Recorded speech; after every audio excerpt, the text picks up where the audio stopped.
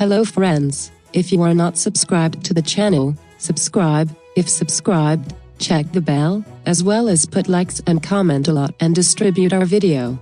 The 10 most expensive cars sold at auction this past year.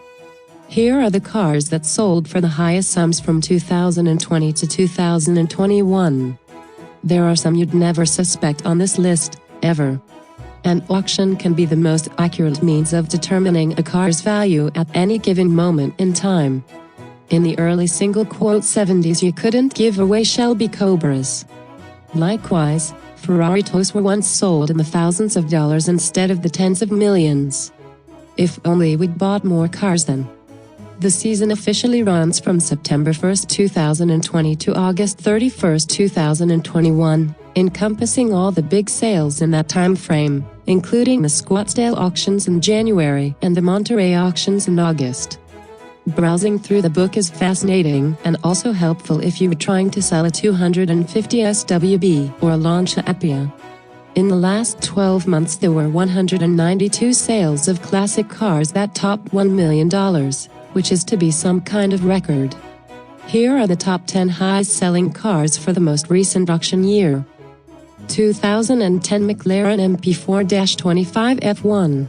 Hammer price, $6,477,735. This is the car Lewis Hamilton drove to victory in the Turkish Grand Prix in 2010. It's the first Hamilton race car and GP winning car ever offered at auction, according to Sotheby's. The unique sale, conducted at the race circuit immediately after F1's first ever sprint qualifying race for the Formula One Pirelli British Grand Prix 2021, saw the car perform demonstration laps in front of approximately 140,000 spectators, while Sotheby's European chairman, Oliver Barker, conducted proceedings from the winner's podium. Sotheby's said, "No Lewis Hamilton F1 car has ever been offered for public sale, making the auction a unique event in an even more unique setting, and which saw the car achieve a near-record price for an F1 car at auction, second only to the previous Sotheby's record for Michael Schumacher's 2001 F2001 which sold for $7,296,070 in 2017. 1962 Ferrari 268 SP. Hammer price, $7,705,000.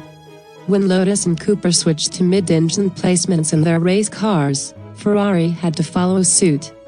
It did so with this car, putting a Doc V6 designed by the great Vittorio Jano and credited to Dino Ferrari into two cars, this being one of them.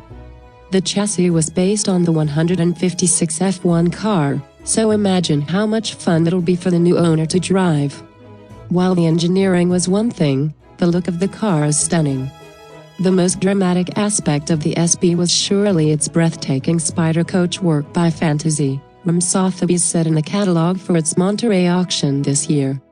A complete departure from prior Maranello styling, the new open design featured a low-rise windscreen, delicately curved rear fenders, and the innovative sharp spoiler at the edge of the tail. These cues would become instrumental to seminal Ferrari racers like the 250p and 330p, and even influenced Scaglietti-built Berlinettas like the 250LM. Fantasy's bodywork was punctuated with an aerodynamic protruding nose featuring a twin-nostril grille, similar to that of the Ferrari 156 Formula One driven by Phil Hill in the World Championship in 1961. 1966 Ferrari 275 GT BC. Hammer price, $7,705,000. The 275 GT BC was the last of the factory competition Grand Tours. When the FIA told Ferrari that its 250 LM race car bore no resemblance whatsoever to the production car, Ferrari took its 275, which was a production car, and made it into a race car. After Mario Andretti dismissed it as a museum piece, the car won its class at Le Mans in 1967, and won its class at Spa and Imola in 1968. Another beautiful Ferrari with solid racing pedigree. 1972 Matra MS 670. Hammer price, $8,276,898. In 1972, Matra showed up at Le Mans with 4 cars and 120 team members. The glory of France weighed heavily on its shoulders and on its shock absorbers. Even President of the Republic Georges Pompidou showed up and took a lap in his presidential Citroën SM Chaperon. After a race that saw rain, sun, and a long overnight of darkness, 2 Matras were still not only in the running, but leading the race. This one, driven by Englishman Graham Hill and French racing hero Henri Pescarolo, crossed the line in first. The other remaining Matra finished second. French fans went nuts, massing on the track and hoisting the winning drivers in the air. Beautiful car, great race, and glory returned to France, all well worth the $8 million paid for the car at the Arcurial auction May 2 in Paris. Aston Martin DB4 GT Zagato. Hammer price, $9,520,000. At its Monterey auction in August, Sotheby's called this Aston's toe. Aston Martin turned to Carrozzeria Zagato to build what would be, for all intents and purposes, not only the ultimate DB4 GT but the ultimate expression of what could be created on its platform, a DB2 and all DBS. Zagato, in typical form, delivered with what is now considered to be their finest masterpiece, deftly combining design cues from both Aston Martin's and earlier Zagato designs into a single harmonious shape. This car, DB4 GT-0190L, was driven by Roy Salvadori to a first-in-class and second overall behind, of course, a Ferrari 250 tow driven by Innes Ireland at the BRSCC race at Brands Hatch. If the 250 tow represented the final statement from Ferrari in beauty and performance for its time, the DB4 GT Zagato stood for the same from its arch-rival. It is the definitive road and track Aston Martin of the company's golden era, and thus acquisition of one of the 19 DB4 GT Zagatos is the ultimate achievement for an Aston Martin enthusiast. 1937 Bugatti Type 57S Atalante. Hammer price, $10,413,374.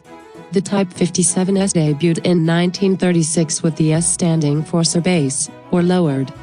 The car was lighter, faster, and more technically advanced than the plain old base model Type 57.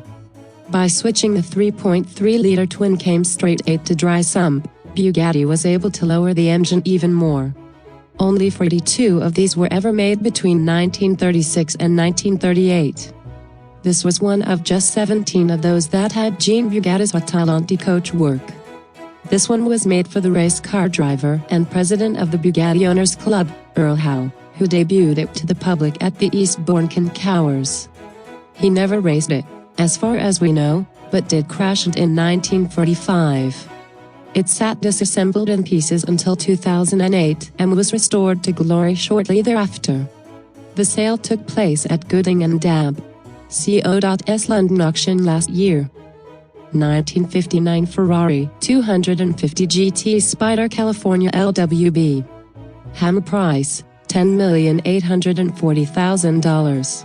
This car was built for an Italian doctor and amateur racer named Ottavio Ramdaccio. It is as close to a factory hot rod as Ferrari had at the time.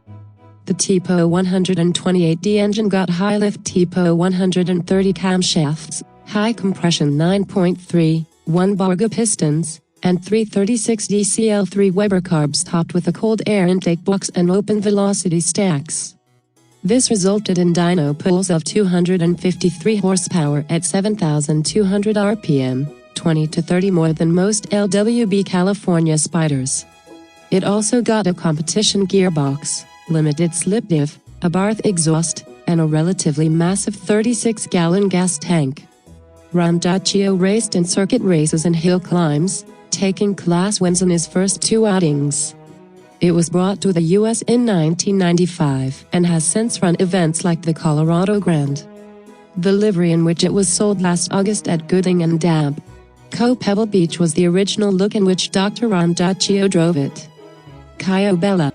1934 Bugatti Type 59 Sport. Hammer price, $12,640,550. This car has a compelling motorsports history stretching from GP wins by René Dreyfus to ownership by King Leopold III of Belgium. During its racing years, this Type 59 was fitted with a variety of engines and drivetrain components. The supercharged Voitra Motorno 5 started out in the 1934 Monaco GP, where it was driven to a third-place podium finish by Dreyfus. The engine displacement went from 2.8 to 3.3 liters, and it won the 1935 Belgian GP again with Dreyfus at the wheel. With a driver named Robert Benoist driving, it took first at the Picardy GP. Bugatti removed the supercharger, adjusted the bodywork, and added a small windscreen for the driver. Thus equipped, it won at Pau, Montilhuri, Algeria, and Reims in 1937, driven by Jean-Pierre Wimel. In 1938 it got its supercharger back and was sold to the King of Belgium, who held onto it all the way up until 1964, when it started a journey through the hands of many buyers, who campaigned it in all the right historic races. The sale took place last year at Gooding and Dab Company's London auction. 1953 to 1954-1955 Alfa Romeo BAT 5-7-9. Hammer price, $14,840,000. BAT stands for Berlina Aerodynamica Tecnica, a series by Franco Scaglione and built by Bertoni.